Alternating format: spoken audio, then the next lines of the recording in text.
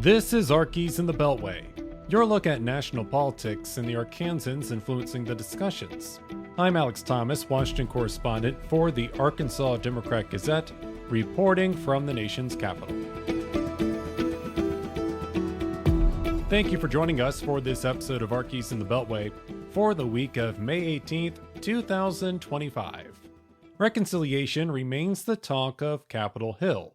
Several House committees approving their portions of the Republican budget package with hopes of extending tax cuts and reducing government spending.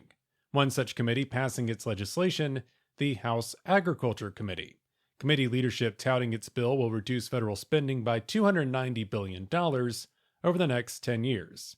The measure would expand work requirements for participating in the Supplemental Nutrition Assistance Program and require states to cover some food benefit cost. Pennsylvania Republican G.T. Thompson leads the House Agriculture Committee. An efficiently delivered benefit with a meaningful incentive to work towards independence is a win for both the taxpayers and for the SNAP recipient. 42 million Americans, including 239,000 Arkansans, participate in SNAP, more commonly referred to as food stamps. Minnesota Representative Angie Craig is the top Democratic member of the House Agriculture Committee. She warns the proposal will result in fewer people receiving benefits and less access to food. We will see children going to bed without dinner, more seniors skipping meals to afford their medicine, more parents sacrificing their own nutrition so their kids can eat. Cuts that every single one of us knows will take food away from families at a time when working folks are struggling with higher costs. The committee voted Wednesday along party lines to advance the legislation. Representative Rick Crawford of Jonesboro joined fellow Republicans in supporting the measure. The House Agriculture Committee passed its legislation amid ongoing talks about a new farm bill. Congress was supposed to approve a new farm bill authorizing nutrition, rural development, and agriculture programs back in September 2023. Lawmakers, however, have delayed action, unable to reach a compromise.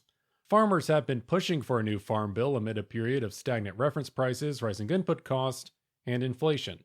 Senator John Bozeman of Rogers serves as the chair of the Senate Agriculture, Nutrition, and Forestry Committee. He says it may be possible for the Senate and House to approve the risk management portion of the farm bill through the reconciliation process. Everybody else has been able to raise their prices and things cost more, but the farmer is dependent on the international price of corn or soybeans, whatever the crop is. And right now, they're really all very, very low. The House Agriculture Committee's reconciliation portion has language supporting crop insurance and commodity programs.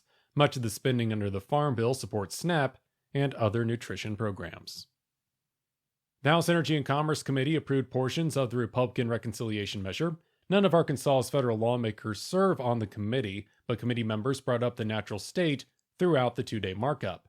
The House Energy and Commerce Committee has jurisdiction over Medicaid, the joint program between state and federal governments, providing health care coverage to low-income Americans. Under the legislation, states would have to establish work requirements for receiving Medicaid benefits. Democrats pointed out how Arkansas implemented work requirements for Medicaid during the first Trump presidency, resulting in thousands of Arkansans losing coverage and headaches over trying to comply with the policy. Massachusetts Democrat Lori Trahan says what happened in Arkansas could be a sample of what's to come. Many of those folks were working. They were eligible for their Medicaid coverage. They just couldn't keep up with the paperwork. That's not a success story, that's a warning. And now Republicans want to take that failed experiment and make it national policy. Committee Chair Brett Guthrie of Kentucky says he studied the Arkansas model. He spent part of the markup trying to assure lawmakers they learned what not to do. I strongly believe Arkansas didn't set their process up because they wanted to use it to get people off Medicaid. They wanted people who are going to take taxpayer dollars for free health care, have some obligation to do something for it. Most people work for their health care. They get it through their employer. And we think that able-bodied people who are eligible to work should do something and not just have something given to them for free. A federal judge blocked Arkansas's work requirement campaign in 2019. Arkansas Governor Sarah Huckabee Sanders reached out to federal officials in January, requesting for the state to implement work requirements for all able-bodied adults seeking Medicaid. Around 734,000 Arkansans are currently enrolled in the program. Arkansans among those excited about the future of Syria. 5 months after rebel forces overthrew Bashar Assad's regime, bringing an end to the Syrian civil war in the process. President Donald Trump announced plans to lift sanctions against the country. The United States put those sanctions in place because of Assad's actions against the Syrian people. The Syrian Emergency Task Force has been raising awareness of Assad's atrocities and leading humanitarian efforts in the war-torn nation. The nonprofit organization has offices in Washington, D.C. and Little Rock. Muaz Mustafa serves as its executive director. He was born in Damascus and moved to the United States with his family when he was 9 years old. They eventually settled in Arkansas. It's surreal. Syria can now potentially become the first truly democratic Arab nation. For the last 14 years, Mustafa and the task force have been hoping for an end to the war and a restored relationship between the United States and Syria. The task force traveled to Syria at the end of last month to assess the nation in the months since Assad's removal, as well as speak to top Syrian officials about the country's future. One such meeting involved interim Syrian President Ahmed al-Sharaa. Task Force Director Natalie Larison describes the mood among Syrians as unbelievably high, with Assad no longer in power. The United States policy change, she adds, only makes people more bullish about the future. With this hope that the U.S., this country that they've always looked up to as a goal of freedom and democracy, what it could really be like to live without fear, is now standing with them. People are incredibly optimistic. President Trump made the announcement during his trip to the Middle East. Trump also met with al-Sharaa in Saudi Arabia to discuss Syria and shared regional interest. One Arkansas agriculture leader spent time last week on Capitol Hill. Arkansas Farm Bureau board member Brad Doyle testified before the Senate Agriculture Committee about the importance of agriculture conservation programs. These programs prioritize local stewardship as well as environmental improvements on farms and other operations.